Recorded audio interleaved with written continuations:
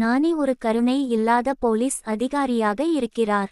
இவர் படத்தின் தொடக்கத்தில் சில நபர்களை கொடூரமாக கொலை செய்து அதனை வீடியோ எடுத்து யாருக்கோ அனுப்புகிறார்.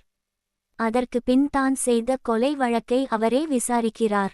இப்படி பல ஊரில் பலர் இது மாதிரி கொலைகளை செய்து அதனை வீடியோ எடுத்து ஒரு வலைத்தளத்தில் பதிவு செய்கின்றனர். இவர்கள் ஏன் இவ்வாறு செய்கின்றனர்? இதற்கு பின்னணி என்ன? நானி கொலை செய்வதற்கு காரணங்கள் என்ன என்பதே படத்தின் மீதிக்கதை. நடிகர்கள் நானி மிடுக்கான மற்றும் முரட்டுத்தனமான நடிப்பை வெளிப்படுத்தியுள்ளார். ஆக்ஷன் காட்சிகளில் அதிகம் கவனம் செலுத்தியுள்ளார்.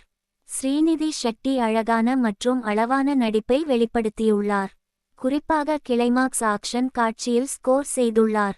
படத்தில் நடித்த பிற கதாபாத்திரங்கள் அவர்களுக்கு கொடுத்த வேலையை சிறப்பாக செய்துள்ளனர். ஹிட் படங்களுக்கு உரிய அதே பாணியில் சஸ்பென்ஸ் த்ரில்லர் திரைப்படமாக இயக்கியுள்ளார் சைலேஷ் கொலானு. முதல் பாதி திரைக்கதையின் விறுவிறுப்பு இரண்டாம் பாதியில் இருந்து இருந்தால் படத்தை கூடுதலாக ரசித்து இருக்கலாம். இரண்டாம் பாதி காட்சி பெரும்பாலும் அந்த ஓட்டல் ஒன்றில் நடப்பது பார்வையாளர்களுக்கு சோர்வை ஏற்படுத்தியுள்ளது. சனில் ஜான் வர்கீஸ் திறமையான ஒளிப்பதிவை மேற்கொண்டுள்ளார். ஆக்ஷன் காட்சியை திறமையாக கையாண்டுள்ளார். மிக்கியின் இசையில் அமைந்த பாடல்கள் கேட்கும் ரகம். பின்னணி இசை திரையோட்டத்திற்கு பக்க பலமாக அமைந்துள்ளது.